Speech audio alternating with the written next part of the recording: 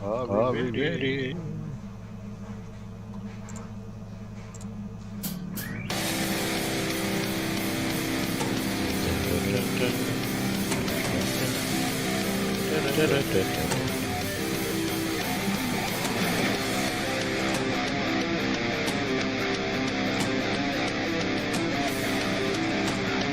Oh, greetings.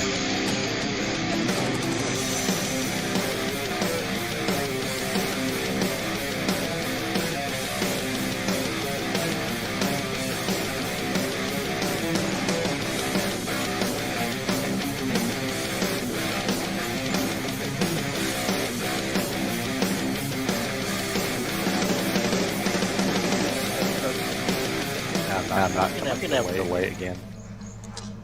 Hey, how's it going? I don't know if we got any people out here yet, but I've got a copy of this link. No. And actually, could you you post that in the RWO chat if you wouldn't mind? No. Okay. I'm assuming you're on YouTube as well, and I shouldn't just assume. Let me go share it. Thank you, man. Thank you. I got it. Ladies and gentlemen, welcome back. This is Two Guys, One Dumpster, and it is crowded in here tonight. And Yeti just let off a huge fart, and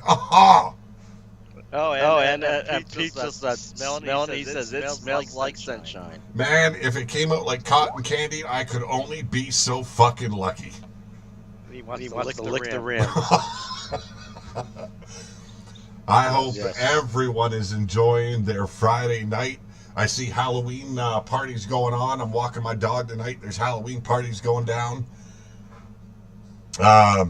Bit too fucking. Should have seen. Bit too Yeah, fucking. yeah, early. just seen Pete. Yeah, just seen Pete dressed up as Sins Washington. Oh wait, he had Sins Washington. That was Sins Washington plot to his. Never mind. I will stab you with a stop sign. And the real reason why Pete was away for a while because like I was saying before, he was on a honeymoon with Ditch Pig and Sins Washington. And ladies and gentlemen, here is the real reason I was gone for a couple of weeks. There was some trouble with the family. My ex-wife got herself in a bit of a predicament that she needed family to step in, help her out. And, doesn't matter what the issues are, family's family. So I made time. But I want to start the show off a bit of a positive note as well as a sensitive topic. I want to thank my good friend here. And I'm not going to refer to him as Yeti because, me and Yeti, we don't see eye to eye on everything. But me and Eddie, we see eye to eye on a thing or two, at least. Yes. Sometimes, a thing or few, Right. But I want to thank you. I was having a really bad day today. Everyone knows I deal with anxiety, depression. This morning I woke up and it wasn't good. It wasn't a good start to the day.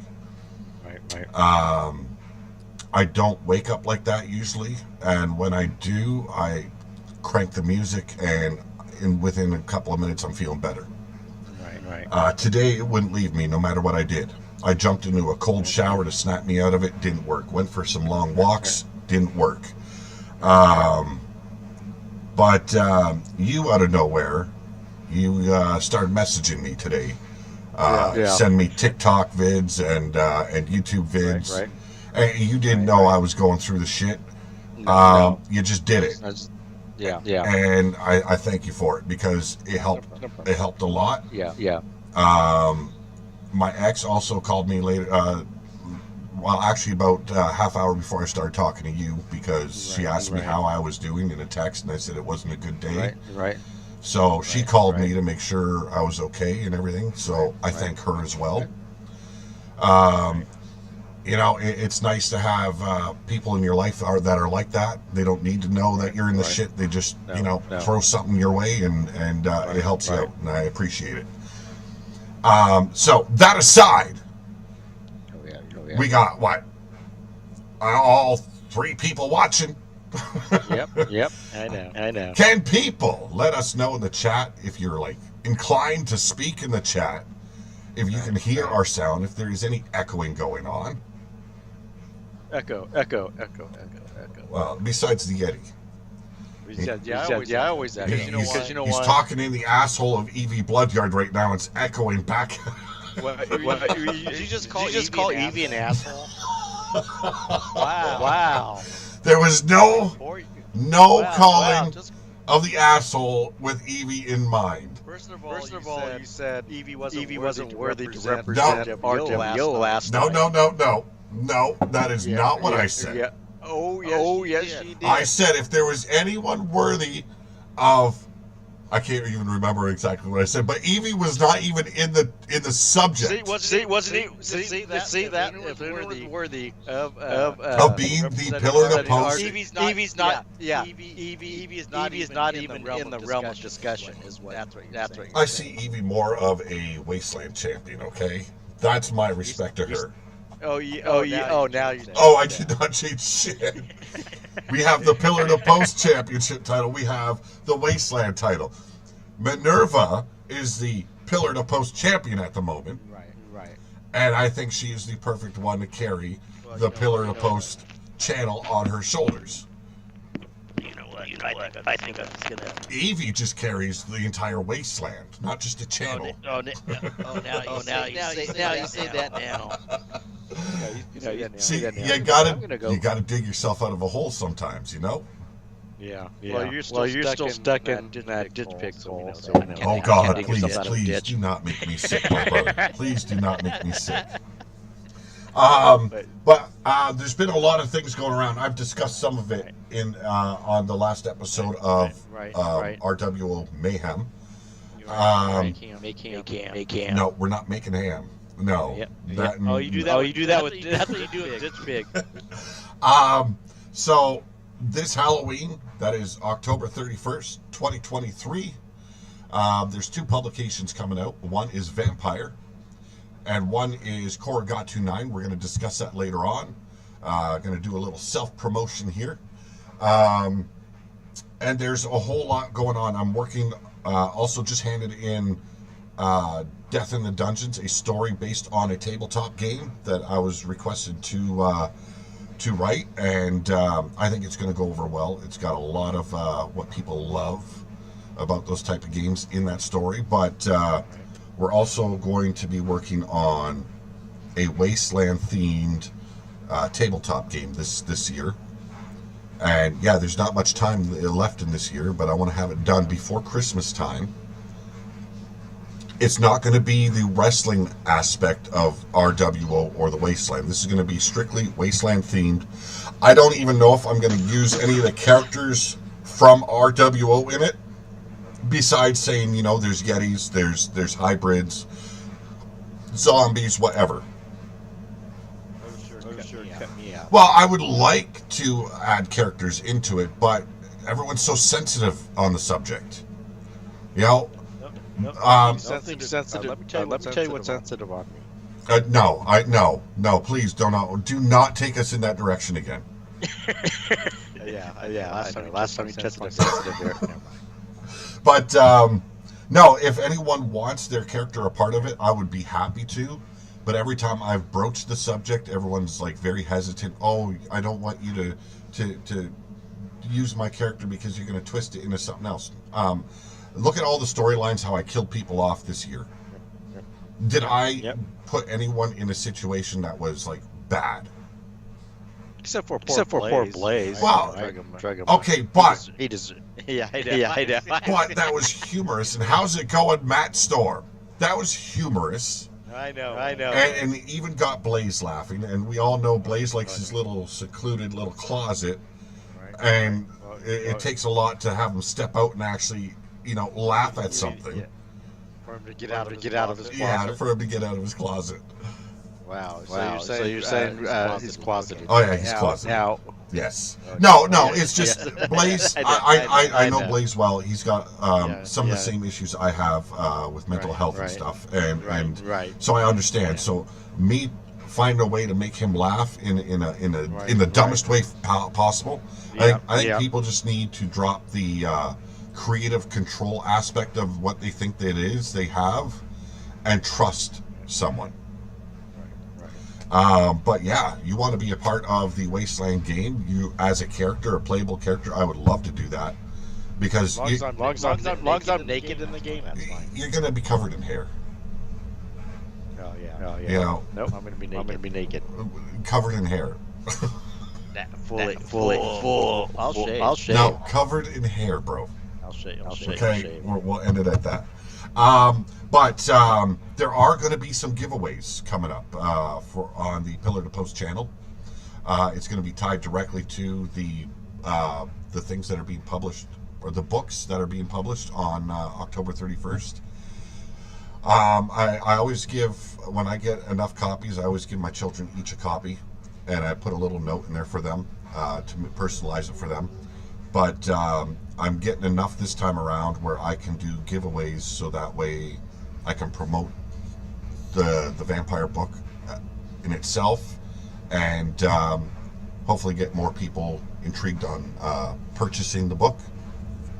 So we're going to do some giveaways with that, and just have a good fucking time, you know? Like, I've been pushing hard. The last couple of months I've been pushing really hard with a lot of creativeness, and I've kind of had to pull back on RWO, which I know a lot of people are like, well, he's never on, so, you know, they rarely come back to the channel. But, you know, the ones that do show up, I'm always, you know, always happy to see them, you know.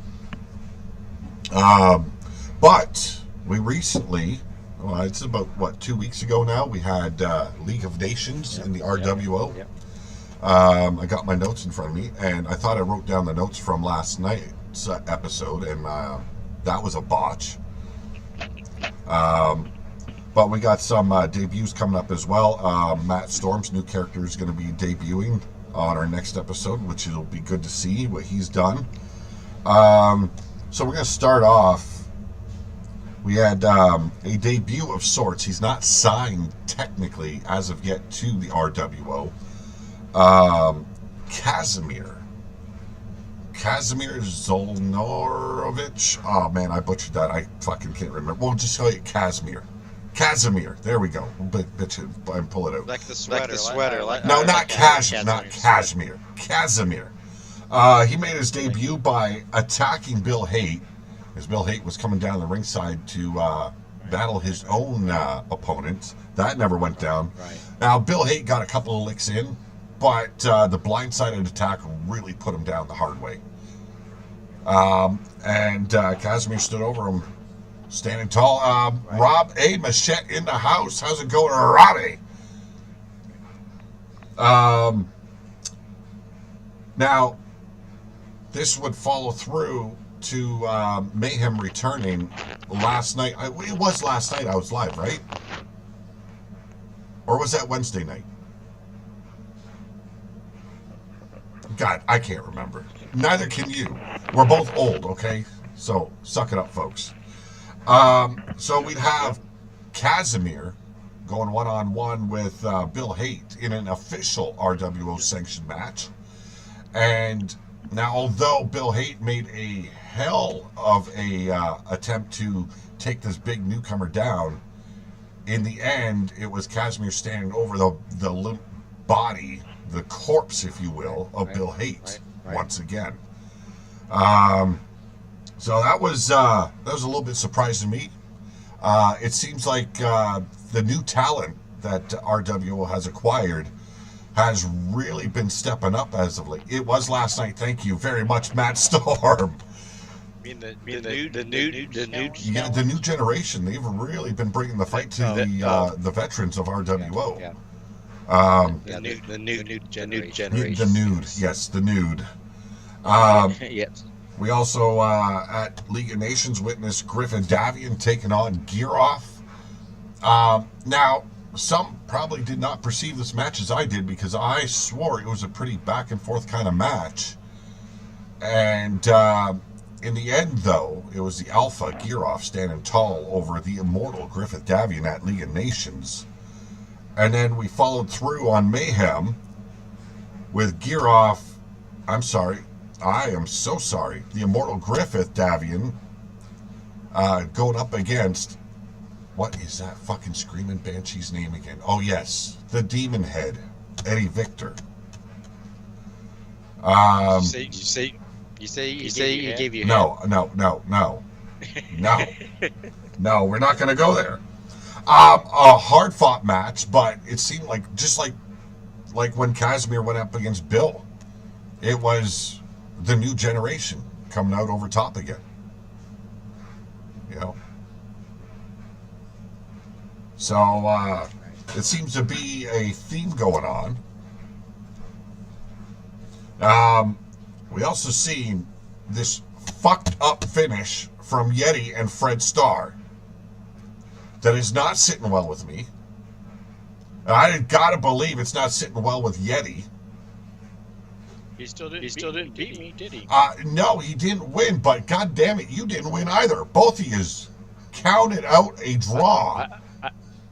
I had draws a win for me. I wonder if that's what Evie experiences like on a night with you. You can't finish. Oh no, I finished already.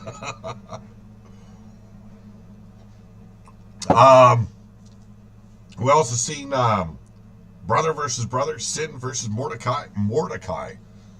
Now there was some fight on Sin's side, but Mordecai kind of ruled that matchup. Right, you know. Right. So I don't know what's going to come of Sin after this, but from what I've heard, what has been reported, Mordecai has taken him captive back to Warrior Nation, and we're going to have some follow-through with that eventually. League of Nations also seen Hecate take out your woman, Evie, for the Wasteland title. Right. See what I was saying? So, you know, me saying Evie can carry the entire Wasteland on her shoulders, it kind of, it's like a river running dry, you know? It just doesn't hold water anymore, you know? Wow. Now you're saying she's a dry river. Now I'm saying she dropped the ball. She dropped the ball. Oh, wow. Wow. And then we seen another member of the Bloodyard crew take a dive. Yeah. Zoe Doom losing both of her Ruthless titles. Wow. See how that is? To the Pillar to Post champion, Minerva. Right. You know, I got to start wondering, is the Bloodyard crew as powerful as they believe they are? Oh, we're more than powerful. Well, you have the numbers, but I mean, if we're going by Wasteland math, that could see you guys at the bottom really quick. We'll let you keep your places at the bottom. Now, what I thought was a surprising match, Antoine Bogart defeating D-Train for the Pillar to Post championship title. Bogart? Yeah, Bogart. Yes. That one shocked me a bit. I didn't actually see him being able to pull the trigger there. You know? Yes.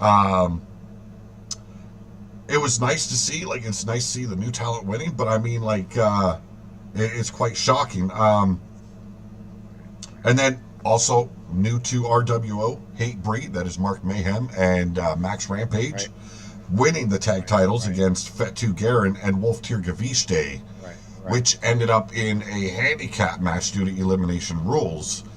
And Wolf T ended up on the shelf with some injuries from that brutal attack following his demise in the matchup. Right. Another that surprised me and I didn't want to see happen. I really didn't. And we discussed this right before we went live, and that was Siri and Mighty defeating the Pack for the tag team titles. Good. So you guys dropped the ball 3 times, and you actually picked the ball up once. Doesn't matter.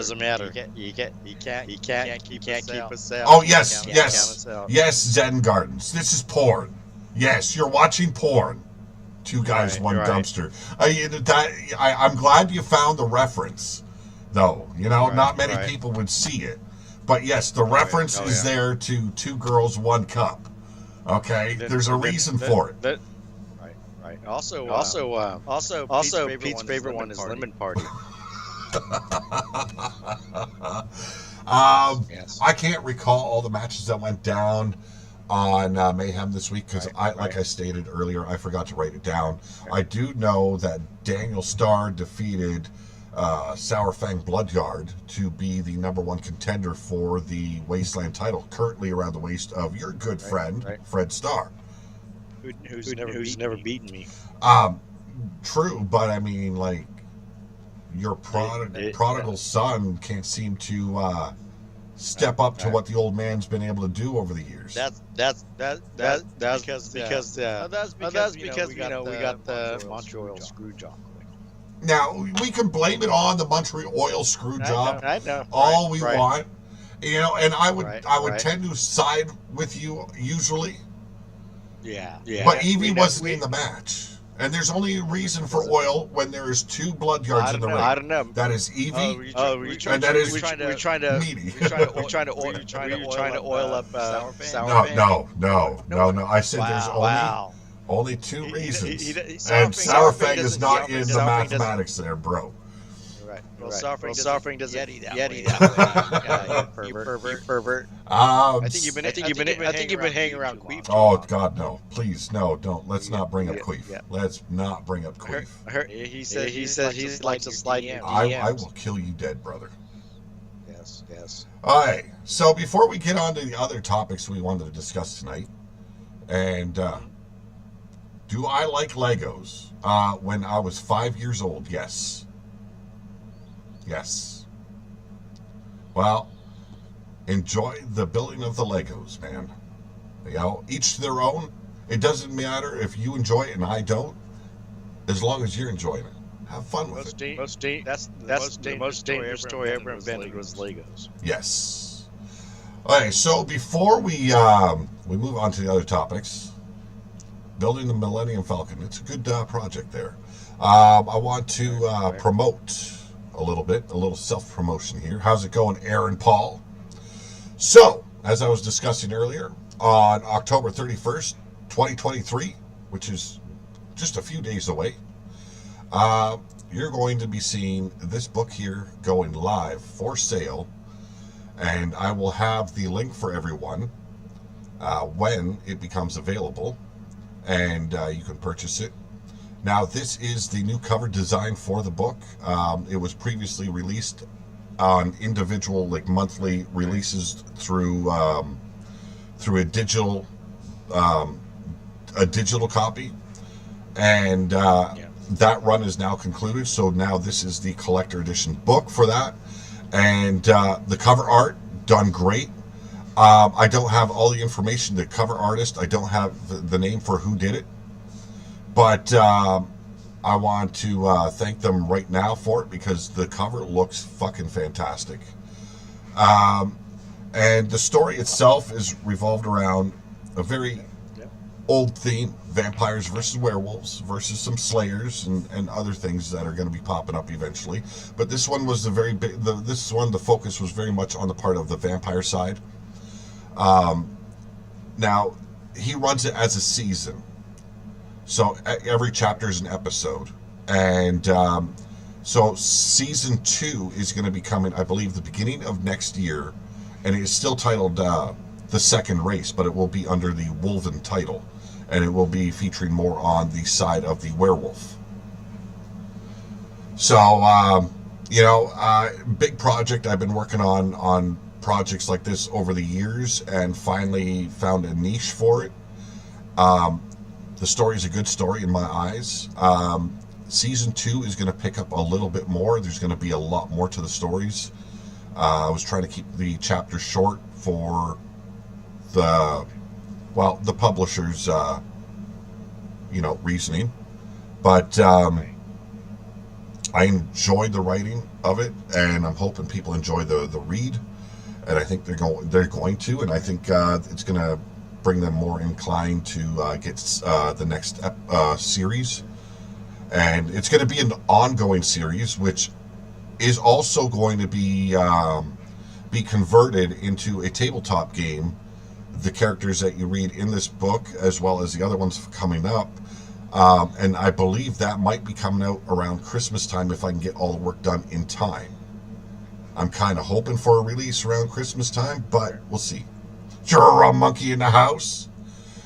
Dude, I don't do Legos. I don't do Lego streams, okay? So cool your jets a little bit. I don't want to have to be the nasty guy here. You know? So that was the little self-promotion for Vampire: The Second Race. That is season 1. So there's been a lot of chatter, and we're going to move on from RWO stuff into into the realm of reality, if you will, if you can call the wrestling world reality. Yes, it's not reality. No. How's it going, Drum Monkey? I hope you're doing great. Now, a lot when I've gone to YouTube lately has been a lot about Tony Khan and his actions on Twitter or X or whatever you want to fucking call the app these days. And I've had these complaints, and me and you have discussed these same complaints quite often. Yeah, right. And it gets to the point where a lot of people are starting to see it. Right. You look at the scrums. How he will interfere with the questions being asked of the wrestlers. Right. And make himself the spotlight of the scrum. It isn't about the wrestlers, it's about him. And it's no longer about the part of him playing babysitter anymore either. It is him taking the attention away from the wrestlers that should be the ones promoting the shows. Right. In my eyes. Yeah. Like, it should never be the guy doing the booking or the guy in the in the locker room or in the office doing the promoting. It should be the wrestlers, because that's what the fans want to see, is the wrestlers. Right. Yep. What are your thoughts on it? Well, my thing is, it's like he's got all that money from his inheritance. And for him, he's like a little boy being able to collect all his wrestling figures. Just a second there. Thank you very much, Evie, for taking care of Zen Gardens. I think it was much needed. He wasn't going to stop. Much appreciated. You're a beautiful woman, no matter what Yeti says about you. I know I'm a beautiful woman. So now you think I'm a beautiful woman? I definitely said Evie was a beautiful woman, and not Yeti. But I mean, like, it's gotten to the point, like, you look at the issues that he had with CM Punk, right, and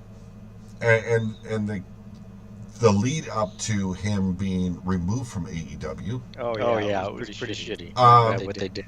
And there's a lot of people that side with the Young Bucks and Kenny Omega and Tony Khan on it. I'm frankly not one of those people. No. I think differently.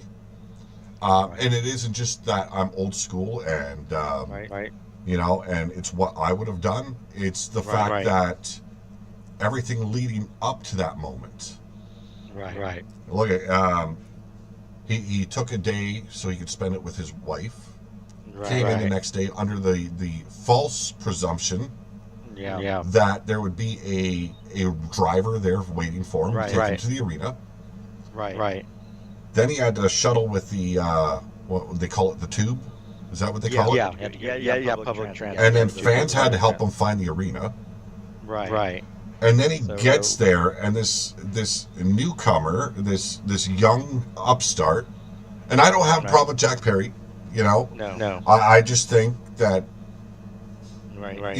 that generation is pretty sensitive.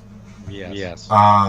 But you're going to run your mouth, and then you're going to come through Gorilla, knowing that the man that you just tried to humiliate in your match is going to be standing there waiting to go out for the very first actual match of the pay-per-view. Right.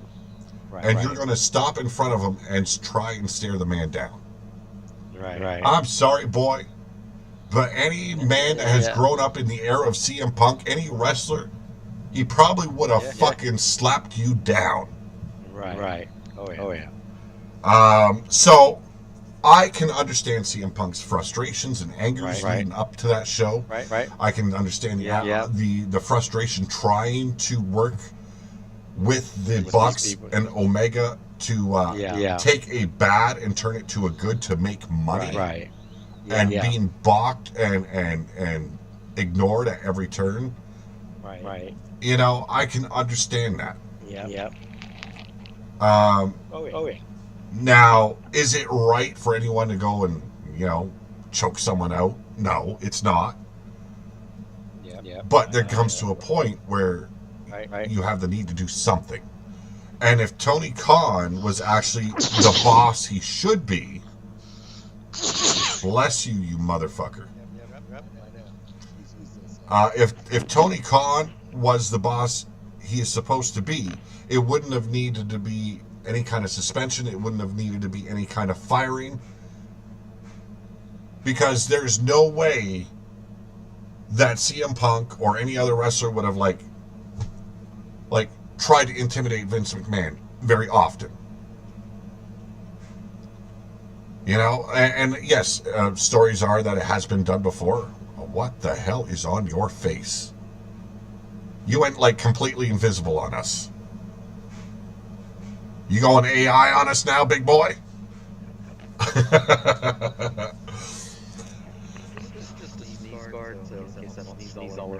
Well, I don't think people need to be worried. Now, a lot of attention's been brought to AEW's booking as well as the lack of storylines as well. The fact that the Bucks and Omega are also bosses means they shouldn't be associated with the employees. I fully agree, and I've said that many a times. If you are in the office, you should not be in the ring, because there is... It's just a differing of opinions. Your opinion and your decisions are going to outweigh what's good for the show every time to benefit yourself. But what are your thoughts on the lack? Now everyone's like, oh, but it's not like that. It's about the matches. But the lack of storytelling, I think it's hurting AEW in such a big way. Well, because I think they're trying. To me, they're still haven't gotten out of their indie background. No. Because to me, it's run like a glorified indie wrestling promotion right now. Now, there is no way that is a sneeze guard, you motherfucker. What the fuck type of mask is that? What? It's sneeze guard. That is not a sneeze guard. Yes, I don't want to get your cooties. You don't want to get my cooties. What? Okay, you know what? I'll spit through an email and I'll send it to you. Okay. Right. Yeah. It's Halloween. Don't you know? Now, there is no taking away from the fact that AEW usually does pretty good with the pay-per-view buys and the ticket sales. They don't do a bad job. But it is the shows in between that's hurting them. Because there is never a build-up, there's never a reason why. There is just the match. And I know everyone in that chat can deny it, but everyone was bitching when McMahon was constantly doing the open challenges for the titles. Oh yeah. It drove everyone nuts. It needed to end. Right. Well, look at what Tony Khan is doing. It's every fucking episode. Yes. Like, it doesn't matter if it's Collision, it doesn't matter if it's Dynamite. Hell, I don't know what the fuck is on Rampage because I don't watch the bullshit. Yeah. You know? Rampage. That took a shit early. Yeah. Like, they need to drop that show completely because there's no point. Right. No. There is no point in it. It's like Dark and Elevation. There was no point in it because there's no stories. It was just tape matches back to back to back to back. Right. It was to get them through the when they couldn't tour COVID. Yeah, I understand that as well. Yeah, that's what I mean. Bad, and then I didn't like it. And then it was like you saw town, the bottom card that they hired. People they just brought on from the indies that they hired. Yeah. Now, they started AEW. Okay, I won't take away from the fact that if you enjoyed the open challenges with Cena or any of the other champions that were held the U.S. title, I won't take that away from anyone. But it made the title seem less than it should. There was no prestige being built up on the title. There was no storylines behind most of the matches. It was just, this week I'm going to face that guy and that's it. You know, and I'll beat him and I'll carry the title another week and do the same thing with some rando in the back. You know, that's my problem with the Orange Cassidy bit. That's my problem with all open challenge bit. If there's a title involved, you are demeaning the title. There's no reason to have the title if it's constantly open challenges, because you're not giving anyone a means or a want to be the champion, because well, you're not going to be spotlighted. It's going to be a regular match on a random fucking Wednesday night, a random fucking Saturday night, and it was forgotten just as soon as it happened. Well, case in point, look what they do with Jade Cargill. Yep. Yeah. Then they built her up. It's okay. She lost title, and then her other matches made her look stupid. You know. Well, nothing. She wasn't ready to hold a title yet. No. Right. I don't care who you are and your thoughts on it. She was not ready, and guaranteed, before she is put in the ring in WWE on television, they are going to make sure she is more knowledgeable. That they're going to make sure she's more knowledgeable before she steps into a WWE ring. And it looks like she's going to have it. She's going to have a program with Charlotte Flair, which is a good. I think it's a good starter because right. Because Charlotte can carry. I have no love for Charlotte Flair, but I know talent, and she's got talent, and she can carry Jade through her weaknesses in that match. Right. Well, yeah. And then also someone to be a mentor a little bit. If she doesn't go into business for herself, that is. She probably will. Yeah. You know. Me, I'm a big fan of storylines, good storylines, and to see the lack of storylines, like even WWE does it. There's not many storylines that are outside the realm of the bloodline. Right. You know, that's meanie marbles in the house. Evie wants Yeti to wrestle naked, only wear the sneeze guard from now on. Oh, Lord. I told you. Yeah. See, you didn't bring a Hollywood. Oh, wait. I thought you were wearing a Hollywood. No. I refrained. I went au natural, you know? Yep. As you can see, the majestic beard is a lot shorter than it used to be. But it is coming back in nicely. So what happened was he burned off his beard when he was eating some ditch pig and since wash of pie. Oh, what am I gonna do with you, brother? He was heavy motorboating. He was down there. The nightmares you give me. You know. Yeah. Well, you're the one that put your tongue in it. You're gonna drive me to drinking. You already drove me to smoking. Yep. So how was it just motorboating? And Ditch Pig's gonna bring me to fucking puking my brains out. You just went down there. There is no motorboating going on. Not motorboat. No, thank you. Not with any Ditch Pig, that is. Well, since Wash and then maybe Rubina, you know. And you also look at the fan base of AEW, how much that has dwindled over the last what is it? Only 4 years that they've been in business. Well, when they bring somebody in, like say a Punk or you know, there's no build up. Like they brought Edge straight in. Right. They had a big opportunity to make Edge into something big on arrival. Right. I know. But the thing is, he could. But you see, Tony Khan was so worried about trying to put the CM Punk thing under, that's what he did. He shot his load too early. Yeah. With Edge. Meanie, no, that is not the reason. No. It is. She says the only way he could get the smell of ditch pig pie off his beard and mustache is to trim it. No. Yes. No. Well, he had to trim because he got some trim. Yeah, it is still very much in an indie state of a phase. And that's the sad thing. They've had 4 years to learn. They should be further ahead. Well, if you could get rid of the elite books, I think Tony takes away the EVP status of the Bucks and Omega. Right. That'll make a big difference right there. Even if he was just, I think even if he was just taking from the Bucks and just leave Omega, because I think Omega's probably not as toxic as the and anyone can say that the Bucks aren't toxic. I'm sorry, but they've proven otherwise. They are. And then, and this is my opinion. I don't know how many others will share this sentiment, but Tony needs to take himself out of the picture.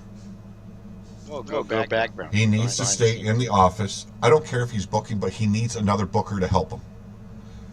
It can't all be built on a mentality, okay, it's a dream match. No, I'm sorry, it's not a dream match unless there's a story behind it, a reason why these two big monolithic characters are colliding. There's got to be something. Well, look what he did. He blew it when he brought in Regal and didn't use Regal as an authority figure on screen. You had Regal, yes, could have been an authority figure. Yes. You had Tully Blanchard, Arn Anderson, Jake the Snake Roberts, like Dustin Rhodes, these guys, and Cody too. Cody, These guys were all trying to, they should have all been put in the background and say, hey, this is how we got to refine our shit to make it better for television. Well, look how the fans shit on Brandy. I'm not a fan of her. It's like. Drum Monkey says he feels Elite either wrestle or go behind the scenes, and Tony needs to sit in the step out the booking or step out of the booking, whatever. I really think he needs another booker and an authority figure, and actually, I mean like an actual authority figure where the guys and the girls in the locker room are just a little bit of afraid to cross them. Right. Because they know if they step over the line, this guy's going to put them in or back behind the line. Right. They need that type of figure to let them know we are the employees. We are not the bosses. We don't make the rules. We are given the rules. Well, that's what Tony Khan wants to be. Everybody's buddy. Yeah, you can't. Not in a business. You cannot. No. You know? No. Once they believe you're their friend, then they milk you out of every dime they can. Right. Oh, yeah. And I get it. Wrestlers should have been being paid a lot more years ago. Right. Because they got to deal with their own medical and whatnot. Right. But I mean, right. They're getting a lot now. Oh yeah. So, kind of step back from the money approach and actually start giving us a show that we can actually enjoy and want to watch. Well, look, he had it with Collision. It was starting to go in the right. Oh yeah. And I think they got jealous. I think they got jealous of the. I think certain group got jealous. Yeah, I think the biggest patch that they had to overcome was being stuck on a Saturday night.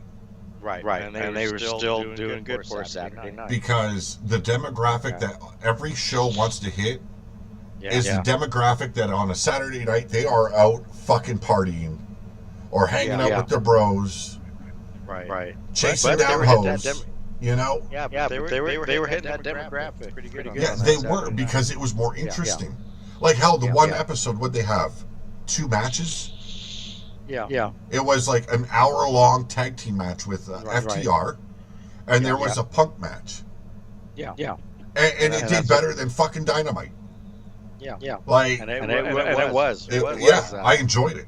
It was like the first show that AEW really put on that. It was like, I could sit there and just like, okay, I don't need to watch this. Like, my biggest problem is there was a little bit of an unwritten rule back in the day, and it was more based on knowledge of working the fans. You do not give the fans everything that you can do in that ring on a regular night. You save the high spots, the big spots, for the pay-per-views, because that's where they're going to pay to see it. Right. And that's where you're more willing and more inclined to go the high risk to give the fans what they spend. You don't want to get injured before the pay-per-view. Exactly.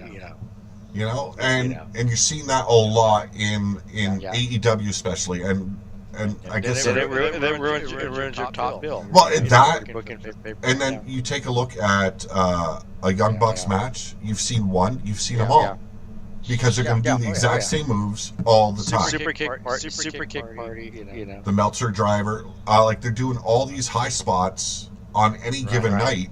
Right. So by the time a pay-per-view comes around, it's like, well, we see this on a Wednesday night. Like, what are we getting fresh? Right. You know, that's why when you see FTR all of a sudden pull out a 450 fucking splash, and you're like, what the fuck was that? You know? Oh yeah. I like seeing that because they saved it for a pay-per-view. Right. Yes, they end up with injuries, and they're out on their ass as well. Yes, I agree, Drum Monkey. And you look at what happened to Dante Martin.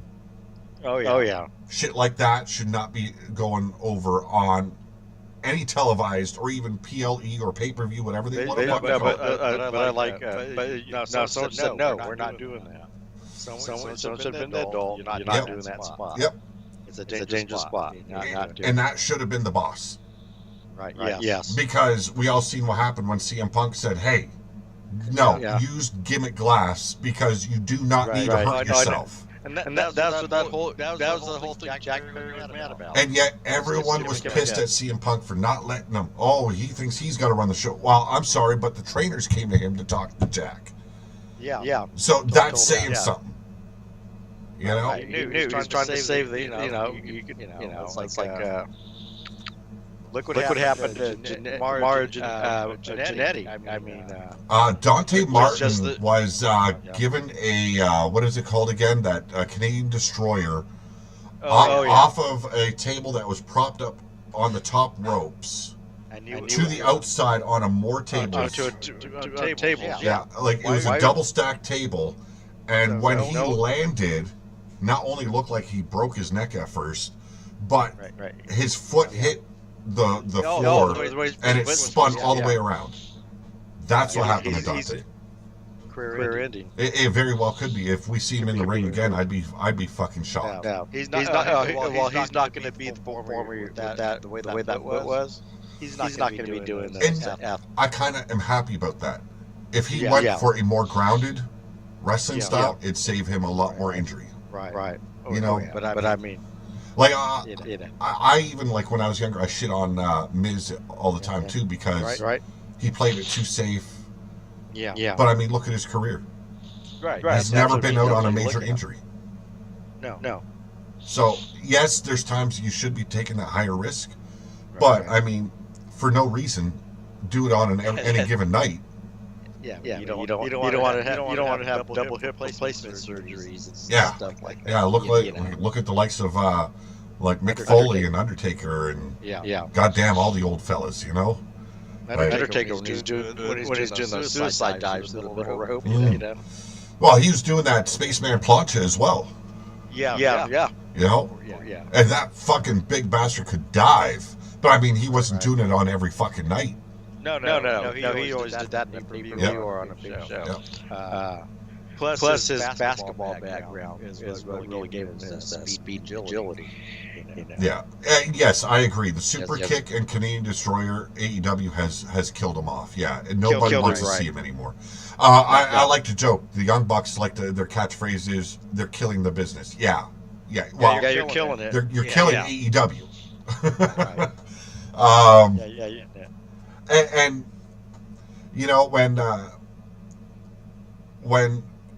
Vince McMahon started seeing that a lot of his new talent that he was bringing in out of the Attitude Era, that they didn't have the chops or the acting skills to cut a decent promo, he started hiring actors to come in and teach his boys You know, to get better on the mic. What is Tony Khan doing to better his fucking like the Omega and fucking like Omega at this point, he needs a manager to make him look good, and he had Don Callis, and they thought, okay, let's take his manager, his mouthpiece away, because they want to try to make a baby. Well, he doesn't need to be a baby face. You're called the cleaner. You're called the cleaner. Yep. Well, I don't think he cleans his now.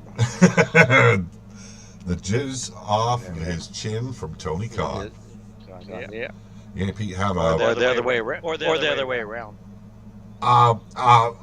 In all reality, yes, Meaty Girl, I do have a bad hip. My right hip is pretty bad. But no, it's not from Lemon Party thrust action. No. Party thrusting, yes. I don't even know what that is, but it doesn't sound good. Let me send you the picture. No. I'll send you No. Yep. Go. Yes. No. I can live without it, brother, okay? All right. I'll send it to you again. Check your DMs. No, thank you. No, Yeti slipping into my DMs is a bad fucking thing. Before we move on, though, a little bit more self-promotion, folks. Korogatu 9 coming out Halloween night this year. Yes, October 31st, 2023. Korogatu 9. It is a collaboration book of horror, psychological thrillers, and whatever we end up writing for this. It can be sci-fi. It can be. I know for a fact there's a sci-fi story in there. I read it. My personal. You rewrote it? No, I did not write it. I did not write it. I did read it though. My personal contribution to the book is Ruination, and the feature is Bill Haight from RWO. It is not quite the direction I wanted to go, and there's a lot of things in the story I'll probably change down the road.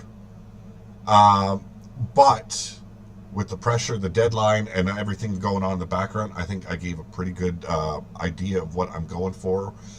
When I redo this story, I think it'll be in the vein of a true Wasteland book, but I think people will enjoy it, as well as the other stories that are in this book. There's a lot of great, talented authors that are all coming together, brought to us by Monolith, and that is run by none other than Scuzz, or Mark Malero for his real name.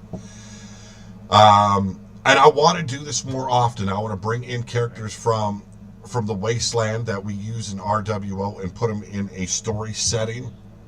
I want to make it very graphic. I want to make it very violent, and I want to make it in the vein of that character for the most part. Now, Bill trusted me a lot. He hasn't even read the story yet. But he trusted me a lot by allowing me to use his character, and I want to continue that trend. Pete T. Wall. No. Not Pete. P.T. Wall. Oh, Jesus. What the fuck? Well, because Lemon Party Pete. Oh, Jesus. Jesus. But, Korogatu 9 brought to you by the Monolith.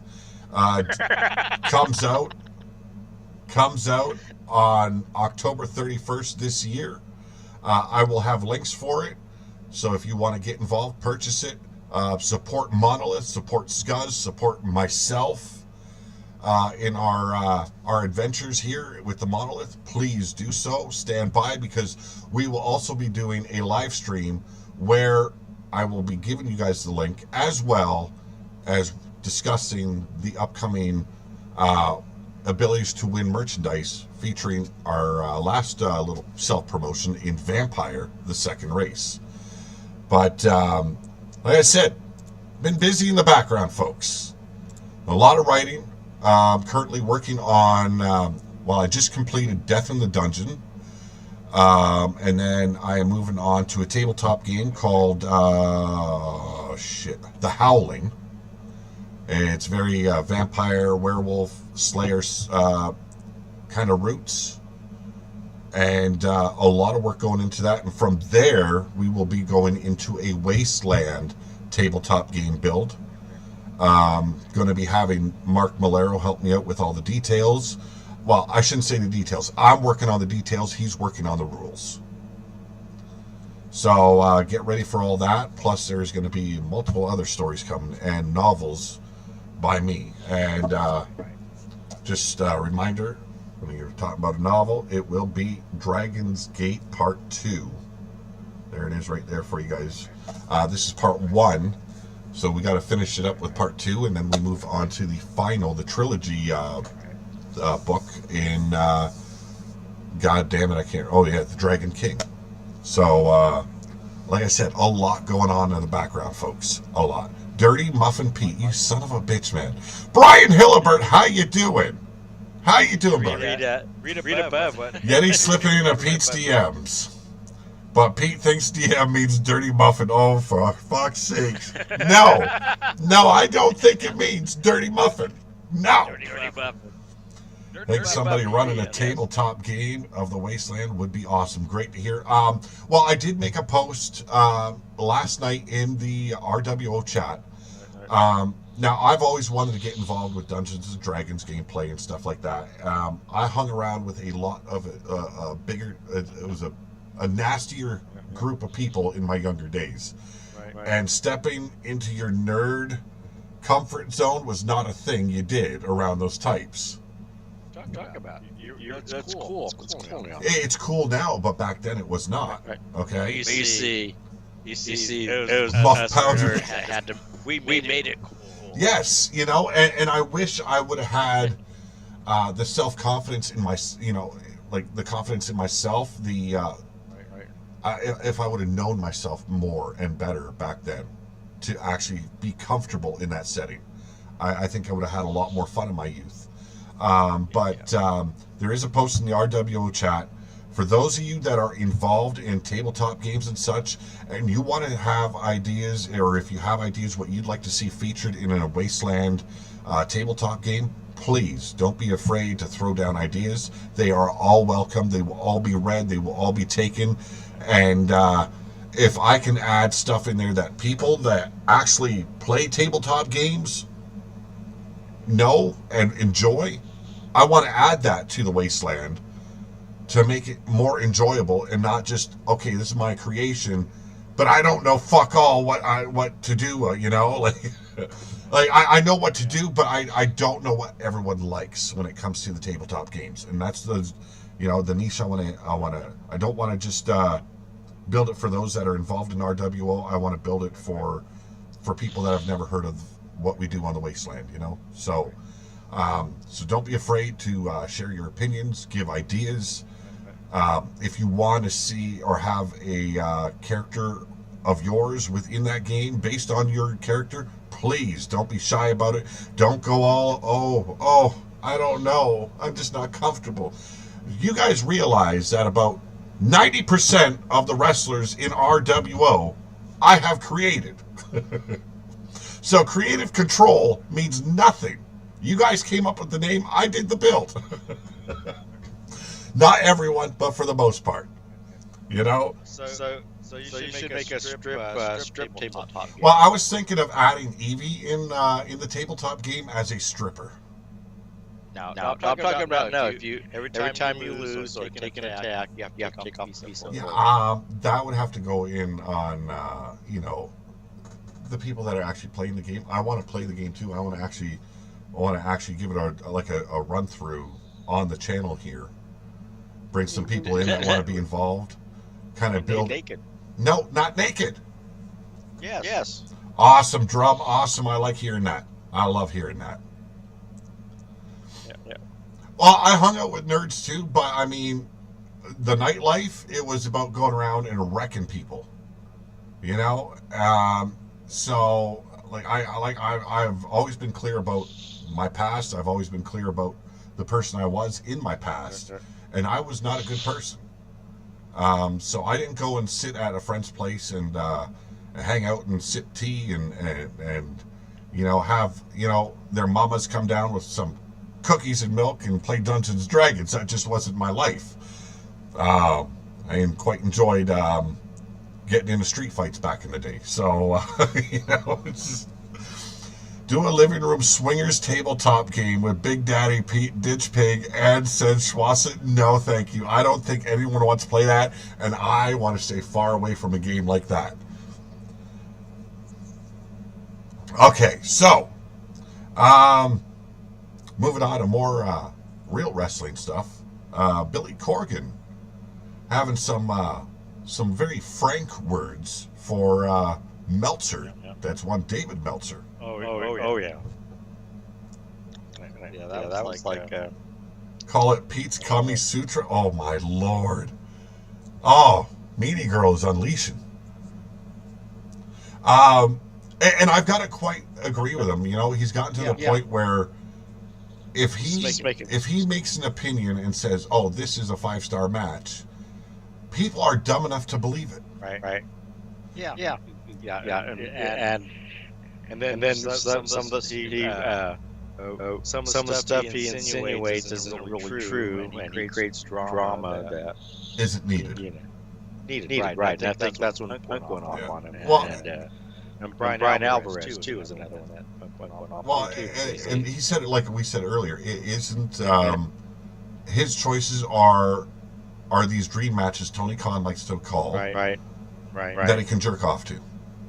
Right. Yes, Meltzer is fucking lazy. You know, and to say a guy like Kurt Angle has never had a 5-star match. Oh my god. Like I take people's opinions very very loosely when right. Yeah. Because you look at Kurt Angle's career, and the majority of his matches had a very big storytelling aspect to it. Right. There was a reason. And I the guy was a performer. Yeah. You know, natural actor. You know, it's like, and a great amateur background as well. You know, Olympic. He was an Olympic. Yeah, he was an Olympic caliber. Exactly. And he said that when him and Brock Lesnar went down, and he since him being a veteran, he was able to shoot on Brock Lesnar. You know, take him down. You know, but that was just you know, that's because he knew how to get out of. Yeah, he's very much on that still, you know. But you look at it though, throughout how many fucking years has WWE been going, and they have had a total of what, maybe I think it's under 10 5-star matches. Yeah. You know, they've had more. Yeah. According to him. Yeah. And to me, when you are looking at a match, and I'm talking about all aspects of a match, the storytelling, the build-up, the psychology within the match, and then the match itself. You know, there should be 4 to 5 proponents to scaling a match if it's 5-star, 4-star, 2-star, 1-star. And frankly, a wrestling match just based on, okay, if I had these wrestling figures here and these two collided, by God, JR would shit himself, you know? Right. I'm sorry, does not make a 5-star. No. You know, it just... Anymore, he's like, I think he's, Meltzer just stuck in his own ego and his own, legend in his own mind. I've never been one to actually look at a match that way either, though, and just say, "Oh, that's a 5-star match." I've never scaled matches that way. No. But I know if I were to, and I've had to do it in the fantasy wrestling world, running e-feds and such, where me and my buddy Thunderchops from Australia, we were doing what is the best matches we were having, not just like my show, but 5 other indie feds at the same time. We were scaling them all, but we were basing it on storylines being told. And then how they wrote up the matches. Was it an interesting read? Did it make sense? You know, so we took a lot of those factors in, and we also took in the fact, are these guys storylining every show that the indie fed is throwing, or are they just sending it? You know, okay, we did the match, I won, done. You know, how are you supposed to rate that? You know, it's like, I'm sorry, that was garbage. You like no effort at all. Right. You know, so, you know, being able to do stuff like that, but you take in every aspect of the match and why that match is going down. And we'd even rate it on the fact that the work that the booker, the guy running the show, was putting into it. Why? Like, he'd always give, like, and even I would always give a reason why these guys were fighting each other. And I wish I could do that more in the game. But there's only so much time you have, and it doesn't matter how you run a show unless you're doing like 4 matches. You're going up to fucking 2 to 3 hours. But you know, it's the rating system that Meltzer has. It's garbage. Yeah, of course. You know, you're looking at strictly indie style or Japanese style wrestling, and I know like there's a lot of guys that come to the channel that are very much into New Japan Pro Wrestling style and the style of Omega. And I'm not saying these guys are shit wrestlers. I'm not saying that. Omega has great matches, but he's got to have the right opponent. And that's something that I've heard from many a fan when it's like, okay, him and MJF, Right. you know, which is coming up now. For what reason? I don't know. Omega's been losing. But, you know, his streak is on the line, so, you know, I deserve a title match. I'm sorry. Right. But, G. Willers, or G. Williger, or whatever the fuck he says. Who the fuck talks like that? I know. G. Willikers? Like, what the fuck are you, from Leave It to Beaver? I know. Like, been sucking on Mama Cleaver's fucking titties a little bit too much. Right. Yeti has a real bad echo? Really? Bad echo. We gotta figure this out again. Motherfucker. NDI source. Okay. Well, let's see if I... How does, I'll let you talk. What's your piece on the whole Meltzer thing, if you will? Just so we can... Meltzer, I never liked Meltzer. It's like, you know, who's this guy to tell you,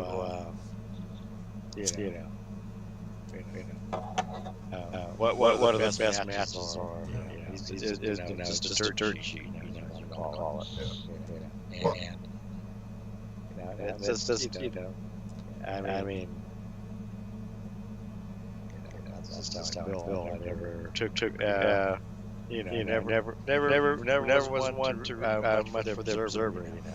No, neither was I. It just it drives me nuts when channels go off of that a lot for reporting their wrestling news. How much Dave Meltzer loved it. I'm sorry. Okay, that's Dave Meltzer. What about you? What's your opinion of what you see? Right. You know, that's one thing about a lot of these channels. Like they go based on the Observer of Meltzer's opinion of the match. Okay, they got 5 stars. Well, that's one guy's opinion. I watched the match. Yes, it was good, but there was no build up. There was no lead in. There was no nothing in that match. The psychology was off. I'd give it a 3, maybe 3.5, just for the match itself. Of course, he does that to sell his man or whatever. You know. Yeah, he's got to sell his rag, you know. Yep. And that's all it was. Okay, you know what? I want to step out of retirement now just to fight that Yeti that's sitting on the screen right there. I want to break that shield over his face.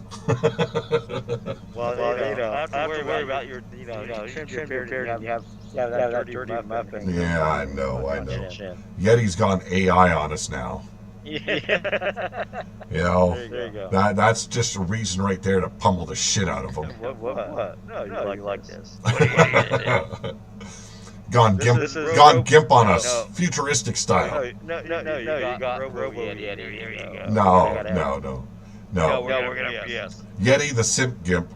What we're gonna do. See what I'm gonna have to do. I'm gonna put my brain in a robotic body, and then we'll have singularity at Yeti. The Singularity Yeti. Yes. I don't like the sound of that already. Just imagine. No, I don't want to imagine. Yeah, man. You'll be stuck with me for eternity. I'll sever my body. Please. Or better yet. Refrain from eternity, okay? You know, better yet. I might experiment with Booger. Make Booger the first AI. You know what? I think everyone in the wasteland wants to make Booger the next burger. No. Look at Burger. He got his growth spurt. Yeah, and now he's all fattened up and big enough to slaughter like a pig or a bull and fucking turn into hamburger. You know what? No, I'm glad that he's the new owner of RWO. No, absolutely not. You wouldn't abandon your duty RWO to partake of the ditch pig and the Swasha, motorboat. I took care of business, and that's all that's needed. Yeah, they're business. I know. You know, it's a man's got to take care of family, and that's one thing this man always does. Right. I know. But no, I'll put on a pair of shit kickers and go out behind the arena and whoop Booger Ray's ass. No problem, no question asked about it. I'm not coming out of retirement for some fat tall fuck that finally reached puberty. And finally took over our No, absolutely not. Would not allow it. Would never happen. Would never happen. Ain't happening. Really happen. Any topics you want to hit on? Like I've been out of the game so much I didn't have anything prepared. We were going to do some reviews on some matches, actually bring it up on the screen here, but we'll get to that. Yeah. I think the first one we got to do is Brody. Bruiser Brody. Yeah. We got to do our first one, the Bruiser Brody. The architect of Big Man Wrestling. Exactly. Like yes. you look at almost every big guy. They're using a lot of what Bruiser Brody brought to the wrestling world. But the big boot, the knee. Yep.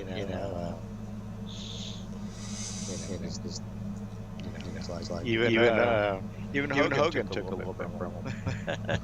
No denying it. Well, Hogan took from everyone, but everybody. What a lot of wrestling trainers will tell you.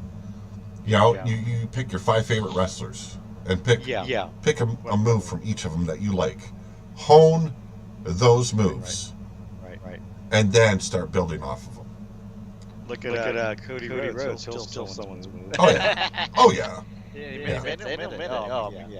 You know, it's sometimes it's needed though. Like, right. It's no different than CM Punk taken from what's his name, Kenta. Kenta. Yeah. You know, it's like, Yeah. it's not a bad move, but I think this run CM Punk could have done without it because it was a very hit and miss kind of move for him. Yeah. Right. And a lot of the guys weren't very good at selling it either.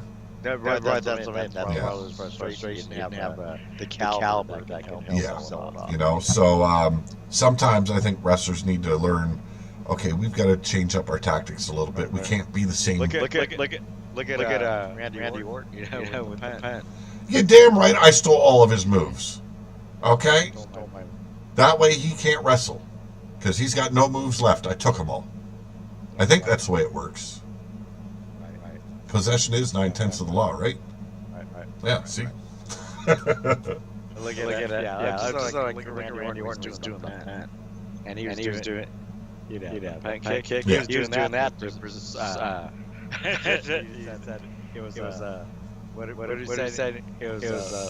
It was like the safest move to do for him without getting no injury. Yeah, it was there was no bumps involved for him.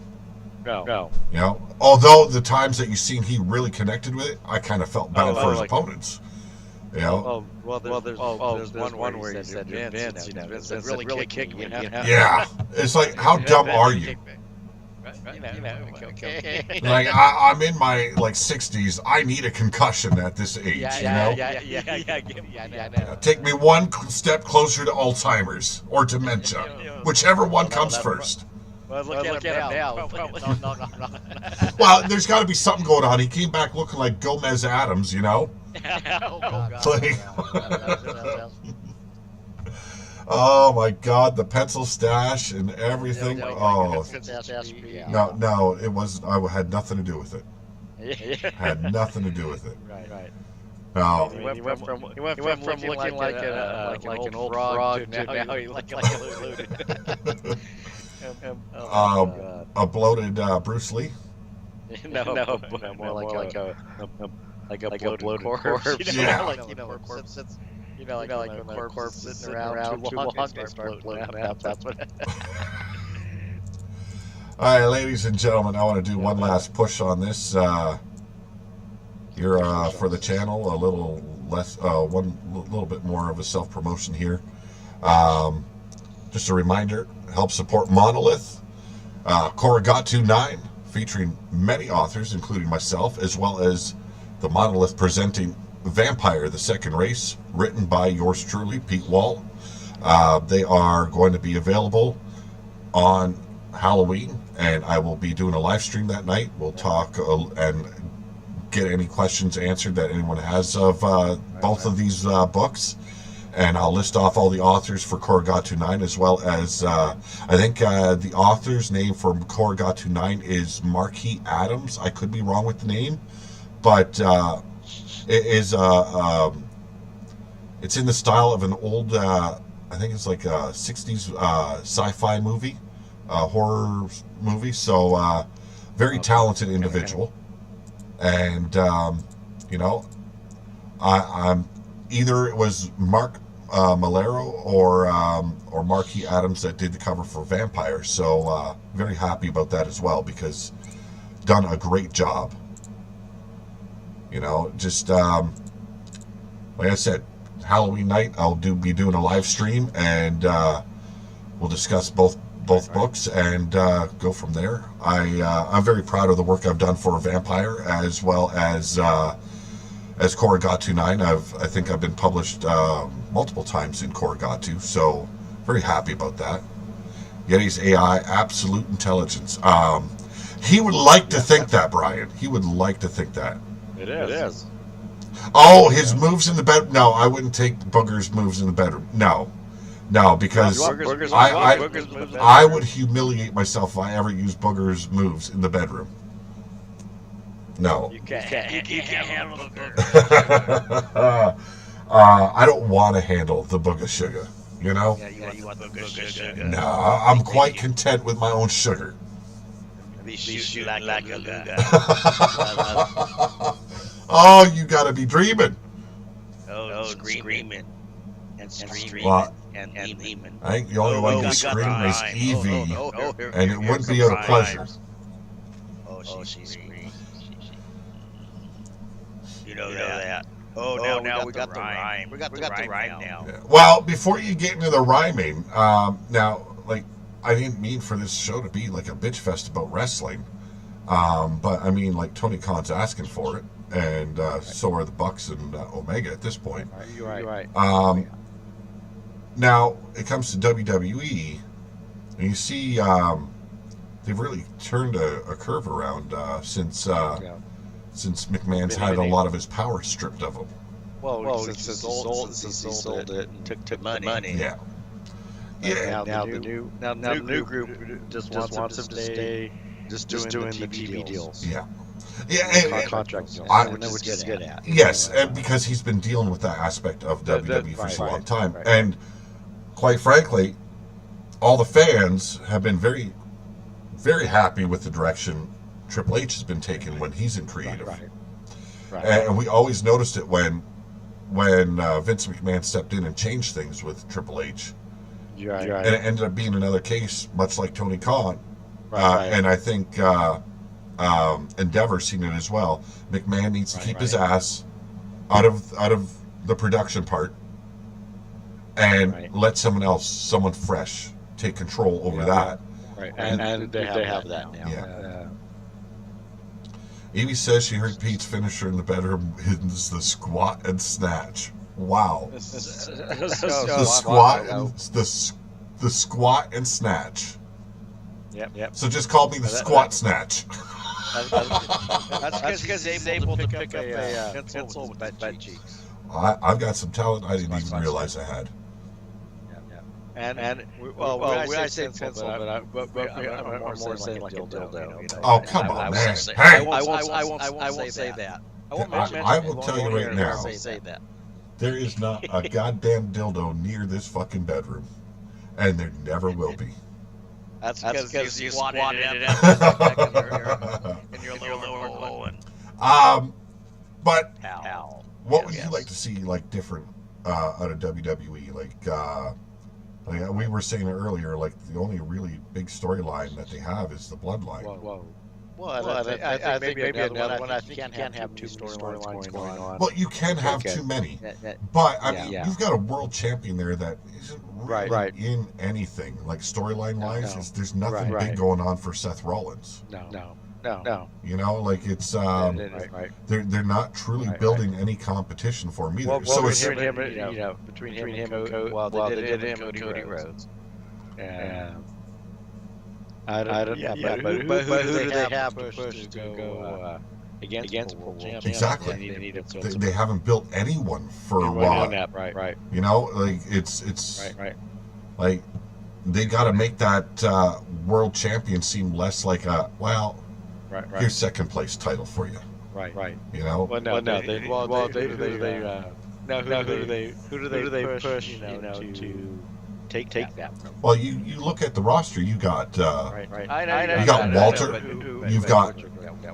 I would like to see McIntyre really go on a good heel turn and actually get a good shot at the world title and maybe carry it and actually have a very well developed storyline during that. Right.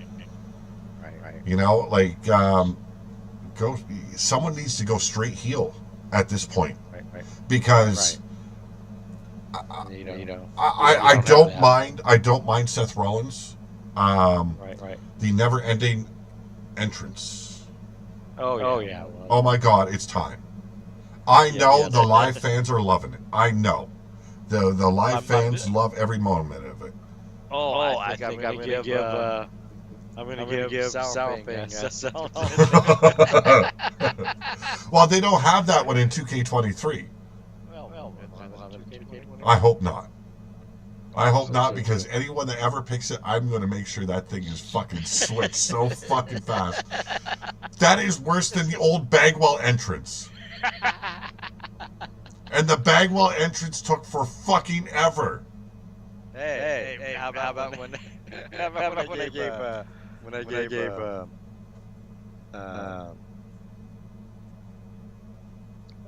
Drago the was it the knockout? Oh yes, it was the Finn Balor Demon one. Oh fucking hell, man. That one was also one of those where it's like, okay, you need to end now. I'm about to hit the skip button, motherfucker. Or when I did the Shinsuke entrance for Yeti. Yeah, there's a lot that could have been done without. But you know what? I didn't take it away from anyone. I let those entrances play out. Didn't matter how annoyed I got at them. And I think there was a lot in the chat that was like, okay, Pete, you could fucking skip this, you know? And it's like, it would make the show. Oh, yes, I know it's not Walter. It's Gunther. I do understand that. But I forgot the Gunther name for a moment. Yeah, that's when Vince decided, we want a Nazi wrestler. Yes. You know. But, you know, calling the guy straight up Walter, you know? Yeah. Come on. But, you know. Gunther. Go Gunther. Yeah. Gunther. When you already knew. When everyone knew him as Walter. Okay, now you're gone. But it's done like that with everyone. Like they did it with LA Knight as well. Like. Right. But he was Eli Drake. Yeah. Oh, but you go back though. He did it then too. You know, like look at fucking Stone Cold. He was the ringmaster. The ringmaster. Nothing else, just the ringmaster. Well, he stole that from me. Because you know. No. That was Vince's idea for ringmaster. Yeah. It made no sense, but that's even Stone Cold goes, what the heck? I don't blame Undertaker for being afraid of being like the guy singing in the shower gimmick, you know? Yeah. Like, oh God, yeah. He did it as a joke when he asked what he was good at it, and I can sing in the shower. And he goes, "What the fuck did I do? I'm gonna be the singing in the shower guy." Right. I love. I love it that look he's at Kane. Look at Kane. Yeah. Oh my God. How many things he went through? Unabomber. Unabomber, Isaac Unabomber, Yankem. Right. Yankem and Fake Diesel. Yeah, Fake Diesel. I think he had some other indie ones before that as well. Yeah. But yeah, he's had quite a few gimmicks as well. But then so did Taker as well. Taker, yeah. Punisher, Texas Red, Yeah. Mean Mark Callis. Mean Mark Callis. Mark Callis. Yeah. I don't think he ever used his real name, Calloway. The closest one was Mark Callis. Yeah. I think he did use Calloway at the beginning. Perhaps. Yeah. And Vince seen something that other promoters didn't in the guy, and you can't blame him for giving him the gimmick he did, because he's the only one that could have carried that, Right. He almost wasn't. Yeah. He's going to be Frank Nord. I didn't know John Goodman wrestled. John Goodman. Yeah. I didn't know that either. Yep. He looks like he could. He does. Yeah. I mean, before in his prime, when he was younger, yeah. I mean, he would have been part of the natural disasters with his size at that time. Back. When Bert started, he wasn't. No, he wasn't. No, he's dropped a lot of weight since too. Oh no. Yeah. Nose just like Drew Carey. Oh yeah, fuck. Oh my God, I didn't recognize him. Yeah, isn't he doing like The Price is Wrong? Price is right. No, The Price is Wrong. Is wrong. Price is wrong, Bob. Yeah. Well, no, Price is right.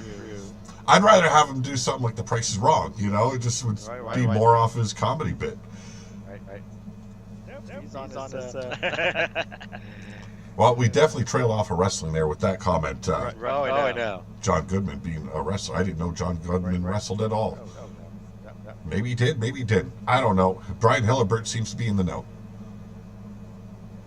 You had John Goodman in tight spandex. No, I don't think anyone needs to see that. Yeah. I don't even want to see myself in spandex, so why would I want to see another big guy? Well, you go back to the old Roseanne. Him and Roseanne tight spandex wrestling. Oh, that would be... Rolling around. That'd be worse than cringe, man. You throw Roseanne O'Donnell in there for a three-way. Yes, Diesel was Oz. He was also, wasn't he also Vinny Vega? Or Vegas? Vinny Vega, yeah. Vinny Vega. Yeah. But yeah, the Oz one was the dumbest. Even the Vinny. Well, actually the Vinny Vegas was when he did it. Not corny. Was actually pretty cool. Yeah, it was very similar to the Diesel look too, if I remember correctly. There wasn't that much of a difference between the two looks. Right. He did one where he did wear the white suit and everything. Yeah. No. Well, yeah, like even Hogan started off as Terry Bollea, I think it was, or Terry Boulder. Boulder, yeah. Well, pretty much the same. Yeah. Like, it's funny his early stuff. He could not talk for crap. No. He could not do a promo. It's amazing. Like, I actually caught a couple of the matches he's had out in Japan. He actually wrestled where it was interesting. He wrestled, Like, that's what shocked me. Why did you have to be the leg drop guy? In the U.S. Vince's formula. Yes, I know. And it sucked, and it ended up injuring him more than it should have. Right. Like, but it is what it is. Like, I was actually pleasantly surprised. I actually enjoyed watching a Hulk Hogan match, and I don't enjoy Hulk Hogan at all. No, Japan was the one to watch Hogan if you really want to see what he could do. And it was nice to see. So, yeah, anyone wants to actually see a pretty good Hulk Hogan match, check out one of his Japan matches back in the day. He did actually pretty good. But I think we should call it. Yep. I don't even know what time we got. 1:20. Okay, we've been live for about an hour and a half now, so I think that's good. I think that's good. We're gonna work out some details for the next upcoming episode, and make sure we have a good time as well, like we did tonight. I want to thank you again, my brother. You gave me on a positive side. Hey, you gave me a little bit of a moment where I could laugh a little bit this afternoon. I appreciated it because, like I stated at the top of the show, it was a very rough day. Right. So anyone else that suffers from anxiety, depression, and all that kind of mental health bullshit that some of us are afflicted with, take care of yourselves. You got friends, use them. And I don't mean in a bad way. Use them for that support that they can give you. Because they'll do it out of the blue when you least expect it, like Yeti did with me today. It was very much needed, and love you for it, bro. That was good. So you guys all... Good thing. Yeah, it is. It's... I think you noticed I haven't been very talkative, and I haven't been very communicative, and it's... so I appreciate... Yes, I've been busy with a lot, but I mean, like, shit like today, it really pulls me back.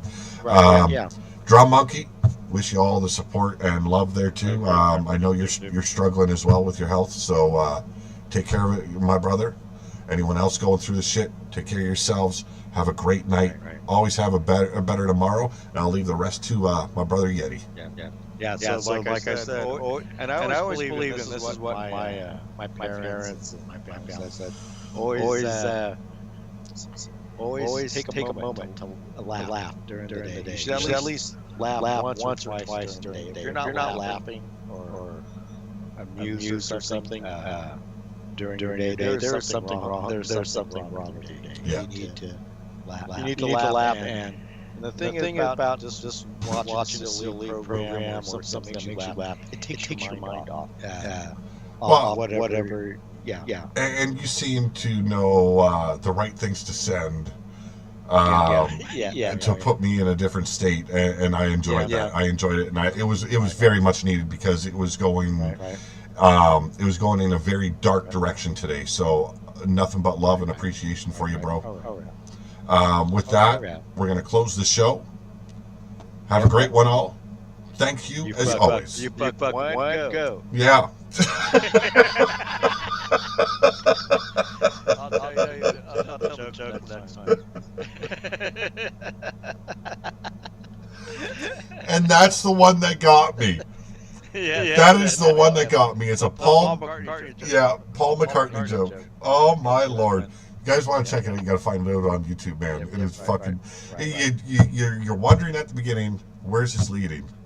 And then the punchline happens. Oh yeah. And it's so deadpan when he delivers the punch. Yeah. All right, Brian Hellebert, you too as well. Make sure you keep on laughing there, brother. You're a clown. You clowns got to laugh. Bozo. I'm out of here. So I'm naked.